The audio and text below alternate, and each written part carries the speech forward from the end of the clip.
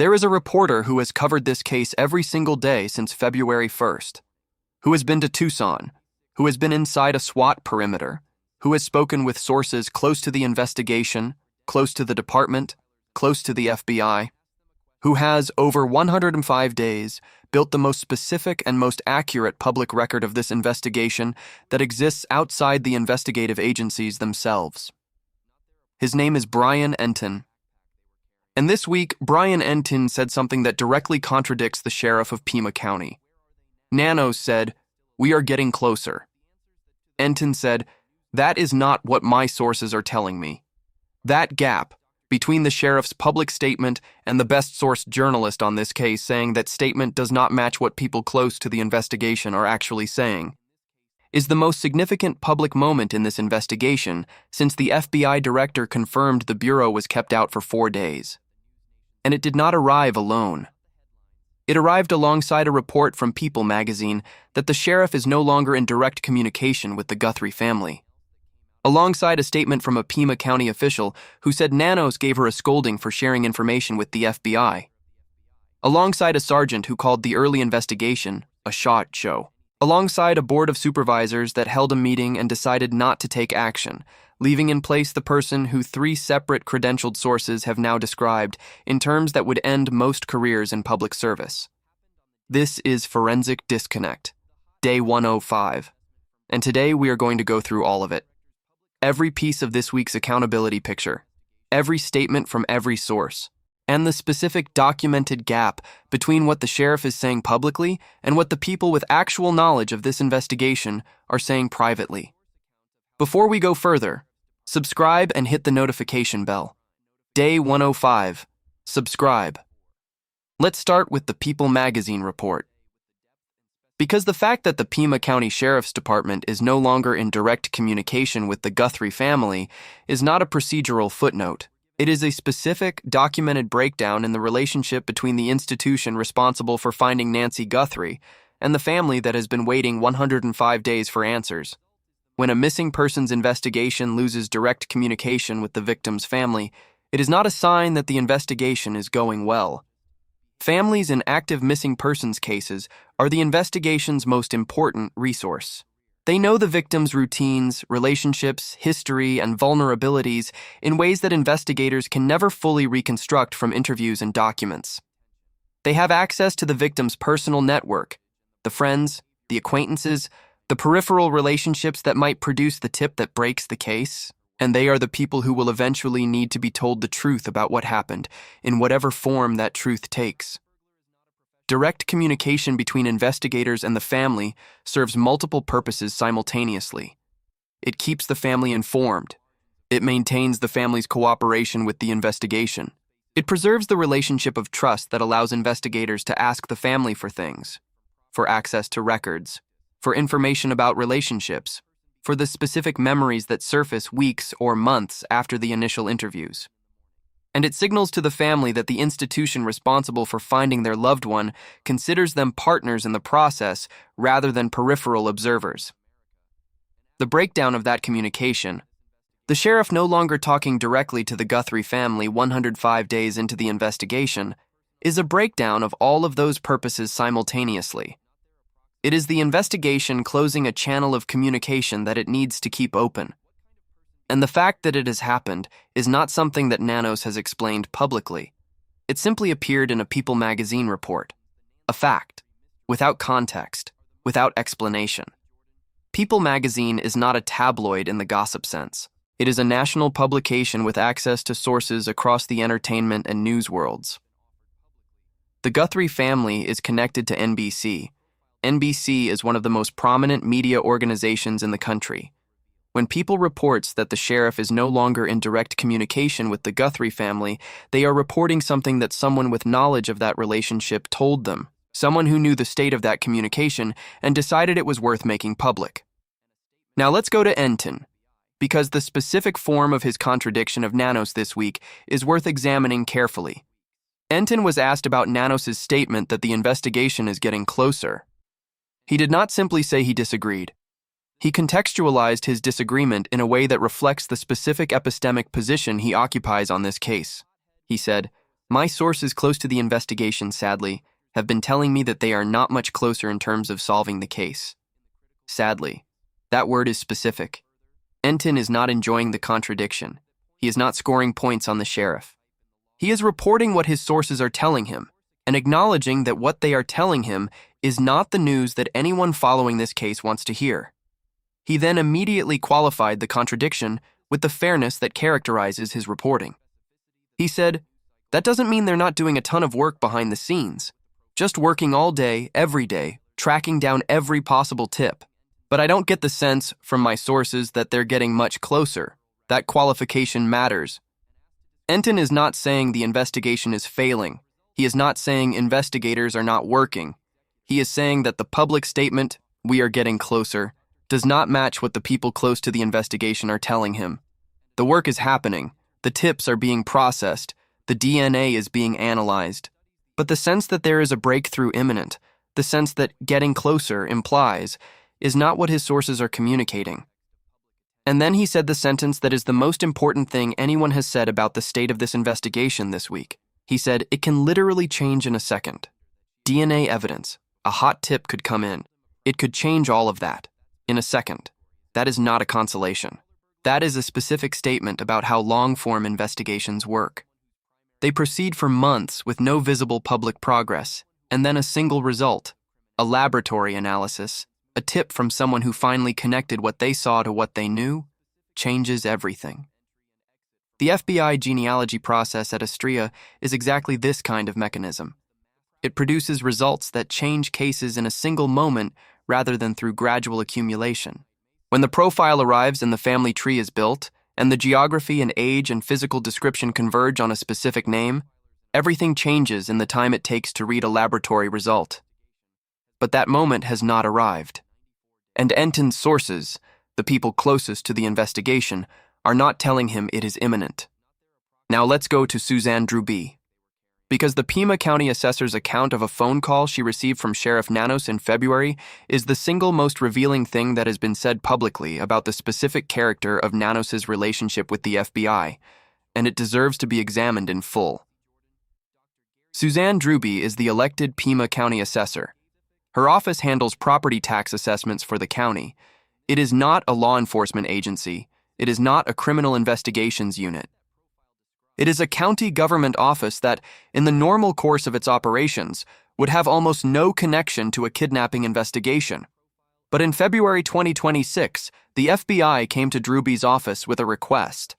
They wanted information from the assessor's office that was relevant to the investigation into Nancy Guthrie's disappearance. Property records, geographic data, the specific information that an assessor's office maintains about the properties and ownership patterns of a county. Information that could be relevant to understanding who had access to the Catalina Foothills neighborhood, who owned properties in the relevant area, who might have had specific local knowledge of the geography of the crime. Droubie complied. She provided the information the FBI requested. She cooperated with a federal investigation. That is not a controversial act. It is the standard response of any public official to a federal investigative request for relevant information. Then she received a phone call from Sheriff Nanos. She described the call publicly on May 12th, the same day the Board of Supervisors was meeting to decide Nanos's fate. She said, "It seemed like he was very stressed, very frustrated. I wouldn't categorize it as yelling per se, as much as kind of scolding and expressing frustration with all of the leads he was receiving, their obligation to follow up on them, and that my office was actually being more harm than good by providing more leads that they just had to follow up with."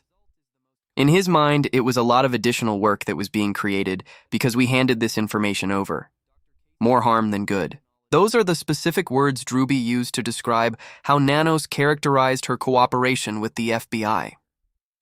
An elected official of Pima County providing relevant information to a federal investigation into the kidnapping of a resident of Pima County was, in the sheriff's framing, making things worse by creating more work. Let's examine that framing. The specific claim that providing information to the FBI was creating additional work that was harmful to the investigation is a framing that inverts the purpose of an investigation. Investigations are supposed to receive information, tips, leads, data from any available source. The processing of those tips and leads is not an obstacle to solving the case. It is the mechanism through which the case is solved. Every tip that arrives is a potential thread that leads somewhere. The work of following those threads is the work of an investigation. A sheriff who frames additional information as more harm than good is a sheriff who is describing an investigation that has closed itself off from the information that might break it, who is prioritizing the management of the investigative workload over the receipt of information that could produce the resolution that the family has been waiting 105 days for. Droubie said she told Nanos during the call that he shouldn't be upset with her for complying with an FBI request, and she said he eventually agreed. He thanked her. He said she had done the right thing, but he had made the call. He had expressed the frustration. He had said to an elected official who cooperated with a federal investigation that she was causing more harm than good. And then he said publicly, multiple times, that the FBI has been involved in this case from day one and that the cooperation has been seamless.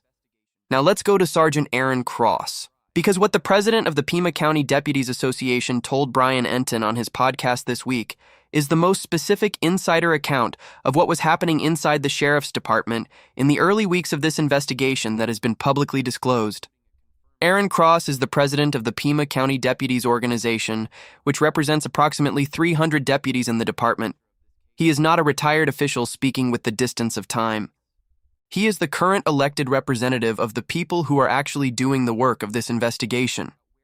When he speaks about what was happening inside the department, he is speaking with the specific knowledge of someone who has been talking to detectives about what they experienced. He told Entin that there were communication issues within the sheriff's department in the early days of the investigation that he attributed to leadership incompetence.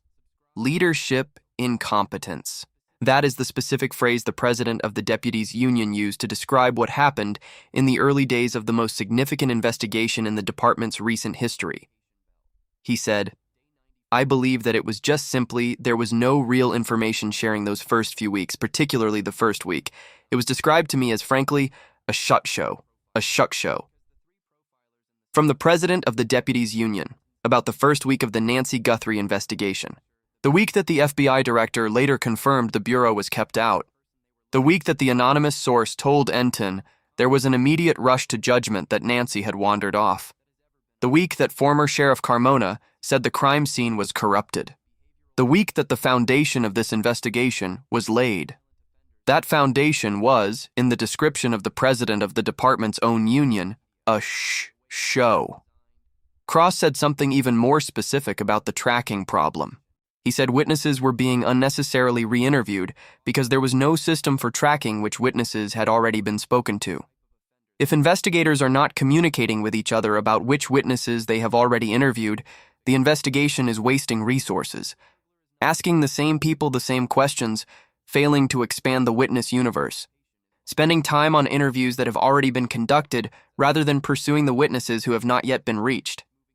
He said, "If our own detectives aren't speaking to each other about which witnesses they've already spoken to, what chance is there for agencies that aren't even located inside the same floor in the administration building?" That question, what chance is there for interagency communication when intra-agency communication has failed, is the specific question that explains everything that followed in the FBI relationship. The FBI was not being kept out through some formal, deliberate exclusion policy. They were being kept out through the specific, practical consequence of a department that was not communicating internally, whose external communications reflected the same dysfunction as its internal ones, and whose leadership, in the assessment of the deputies' union president, was producing what he called leadership incompetence. Cross also confirmed something about the DNA evidence that has been one of the central accountability questions in this investigation. He said that by the time the FBI was really partnering with the department in earnest a few days after the crime, the DNA that was located inside the home had already been shipped off to the labs, not the FBI labs, the Florida labs, the private contractor. The DNA Lab's international facility that C.C. Moore has said does not have a track record with rootless hair analysis. The DNA was already in Florida by the time the FBI was really at the table. That timing, the hair arriving at the wrong laboratory before the FBI was fully in the partnership, explains the sequence that has been at the center of the accountability story since the FBI's own assistant director said publicly that the sheriff instead sent it to a private lab. It was not a deliberate decision to exclude the FBI from the DNA analysis. It was the consequence of a department that was operating so internally dysfunctionally in the first week that the DNA shipped before the FBI partnership was fully established. That is not exculpatory for Nanos. It is explanatory. The dysfunction that Cross describes was happening on his watch. The failure to track witnesses was happening on his watch. The early Shitshow was happening on his watch. The DNA shipping to the wrong lab before the FBI was fully engaged was happening on his watch. The specific concrete accountability for all of it belongs to the same person who told Suzanne Droubie that her cooperation with the FBI was more harm than good. Now let's go to the Board of Supervisors. Because the meeting that happened on May 12th, the meeting that many people following this case expected to be a turning point in the accountability story, produced a result that was, for many observers, deeply disappointing. The board decided not to take action against Nanos, after invoking a century-old law, after demanding sworn testimony that arrived unsworn, after hearing Supervisor Hines call Nanos a bad cop on live television, after the perjury referral to the Department of Justice, after the FBI director's confirmation that the Bureau was kept out, after the deputies' union vote of no confidence, after the Shitshow, after the scolding of the county assessor for cooperating with the FBI. The board decided not to take action. The specific reasons for this decision have not been fully publicly explained. The board did not hold a public vote with each supervisor explaining their reasoning. The decision was announced. No action. And Nanos spoke out following the announcement, saying the decision was the right one and that the investigation would continue. There is a specific and important thing to understand about what no action means in this context. It does not mean the board has exonerated Nanos. It does not mean they have found his conduct acceptable. It means they have decided, for whatever combination of legal and political reasons, that the tools available to them at this moment do not produce the result that taking action would require. The recall campaign is still active. The perjury referral is still at the Department of Justice. The recall needs signatures by July 10th. The accountability process is not over. It has simply moved to a different mechanism, from the board's authority under the territorial era statute to the public's authority through the recall process. And the investigation continues, under the same leadership, with the same DNA in the same laboratory, with the blockchain trail being followed, with Entin's sources saying they are not much closer.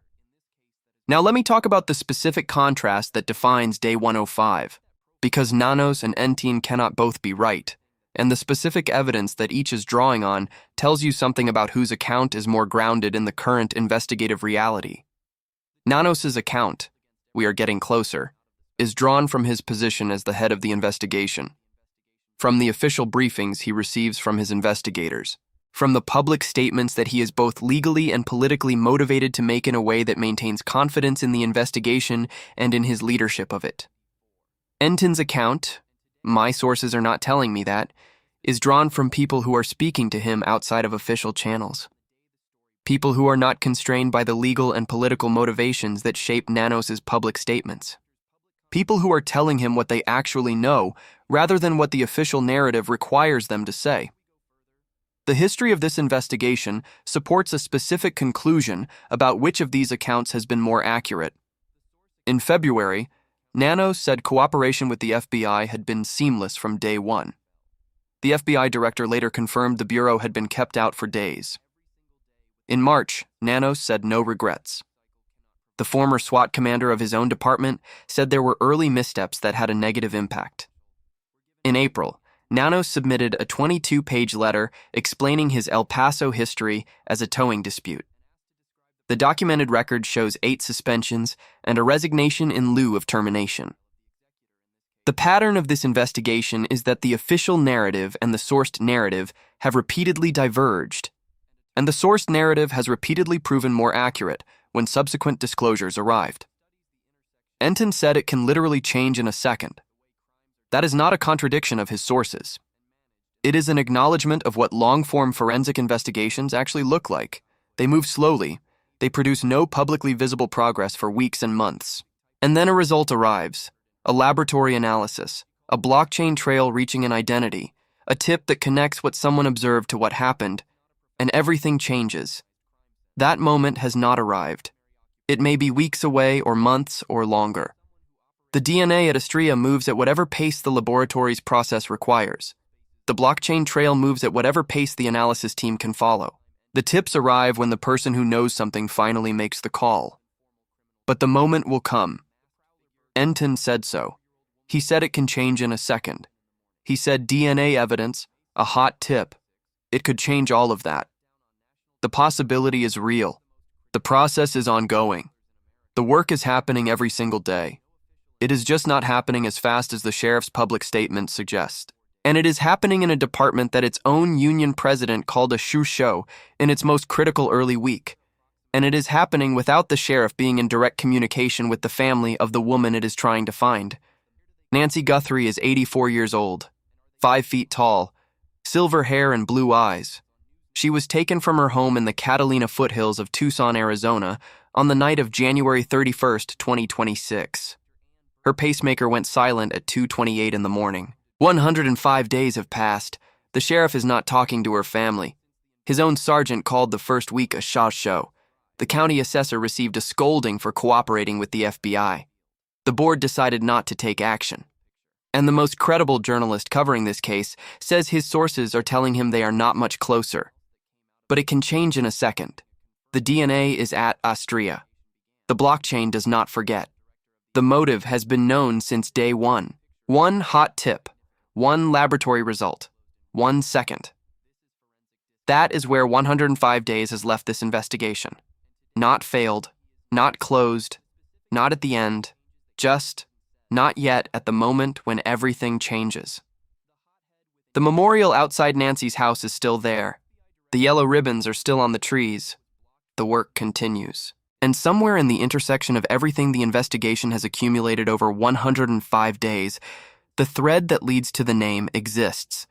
It just has not been pulled yet. If you have any information about Nancy Guthrie's disappearance, contact the FBI at 1-800-CALL-FBI, 1-800-2225-5324. Submit tips at tips.fbi.gov. Call the Pima County Sheriff's Department at 520-351-4900. The combined reward is over $1 million. Completely anonymous. Hit the like button. Subscribe to Forensic Disconnect. Drop a comment. Do you believe Nanos when he says they are getting closer? Or do you believe Entin's sources? We read every single comment. Day 105. The sheriff is not talking to the family. The sergeant called it a show. The journalist says not much closer, but it can change in a second. We will be back tomorrow. Let me go deeper into what Brian Entin's sourcing on this case actually represents. Because to understand why his contradiction of Nanos matters, you need to understand the specific nature of the access he has built over 105 days. Entin has been covering this case since February 1st. He was in Tucson in the early days. He was inside the SWAT perimeter on February 14th when investigators executed the search warrant at a residence near Orange Grove and First Avenue. He has spoken with sources inside the Pima County Sheriff's Department, inside the FBI's Tucson field office, inside the broader law enforcement community that has been commenting on and observing this investigation from professional proximity. Over 105 days of daily coverage, those sources have been proven right when the official narrative has been wrong. He confirmed the improved cooperation between the FBI and the PCSD before any official statement addressed it. He reported that investigators were getting closer to a suspect early on before the FBI director confirmed the early exclusion from the investigation. He assembled the News Nation special with the 3 profilers who offered the most complete public picture of the executor's profile and the puppet master theory before any of it was officially confirmed. When Entin says his sources are not telling him what the sheriff is saying publicly, the specific weight behind that statement is 105 days of being right when the official version has been incomplete or misleading. He also said something in his coverage this week that deserves specific attention. He acknowledged that there is certain information he may not have access to. He said those words explicitly. Not everything that is happening in the investigation is visible to his sources. Not every thread that is being followed produces a disclosure to someone who talks to Entin. The investigation has compartmentalized information that is not reaching his sources. And whatever is in those compartments, whatever the FBI's blockchain analysts know, whatever the Astrea laboratory has produced, whatever is in the protected 911 calls, may describe a progress picture that is different from what his sources can see. That acknowledgement is important. It means Entin's contradiction of Nanos is not a confident declaration that the investigation is failing. It is a specific report of what the people he talks to are telling him, combined with an honest acknowledgement that those people may not have the full picture. The gap between what his sources know and what is actually happening may be the gap between the parts of the investigation that have been disclosed to various people and the parts that have been kept fully compartmentalized. But that gap exists precisely because the investigation has been run with the kind of internal communication failures that Cross described. In a department where detectives were not talking to each other about which witnesses they had already interviewed, in a department where the unit president describes leadership incompetence in the first week, the compartmentalization of information was not a deliberate strategic choice to protect the case. It was the consequence of a structure that was not designed for the integrated communication that this investigation required. The result is that even the people closest to the investigation, even Entin's sources inside the law enforcement community, may not have a full picture of where the case is, because the case has been running in a department that has not been communicating internally the way it needed to. Now let me talk about the specific significance of the board's decision not to take action, because it is being read by many people following this case as a failure of accountability, and while I understand that reading the full picture is more complicated, the board invoked a century-old law. They demanded sworn testimony. They received an unsworn letter. They referred a perjury question to the Department of Justice. They held multiple hearings, and then they decided not to take action. But here is what the board can and cannot do. They can demand reports. They can refer questions to prosecutors. They can use the territorial error statute to compel sworn testimony. But the most consequential action available to them, removal from office, requires a specific legal threshold. And the evidence that is publicly available, however damning as a picture of leadership failure, does not necessarily meet the legal threshold for a board-initiated removal in a way that would survive the immediate legal challenge that Nanos' attorneys would bring. The board is made up of elected officials who are also legally accountable for the decisions they make. If they vote to remove Nanos and that removal is successfully challenged in court, if a judge finds that the board exceeded its legal authority or that the evidence did not meet the required standard, the political and legal cost of that failed removal falls on them as well as on the accountability process they are trying to advance. The decision not to act is not the same as finding that Nanos' conduct is acceptable. It is a judgment about what is legally sustainable at this moment, made by people who have more at stake in the legal outcome than the observers who are disappointed by the decision. The recall remains active. July 10th is the signature deadline. 122,000 signatures are required. If the recall succeeds, Pima County voters make the decision that the board has declined to make. That is the mechanism now. And the perjury referral is still at the Department of Justice. Whether federal prosecutors choose to pursue a perjury charge against a local sheriff for answering no when asked under oath whether he had ever been suspended, knowing what the internal affairs files show about 8 suspensions at the El Paso Police Department, is a decision that has not yet been made public. But the referral exists. The question is formally before federal prosecutors. And federal prosecutors are not subject to the same political and legal calculations that constrain a county board of supervisors. Now let me talk about the DNA picture specifically, because it is the one thread in this investigation where concrete progress has been reported and where the most credible expert is most confident about the eventual outcome. Nanos confirmed something in his called interview that has not received sufficient attention.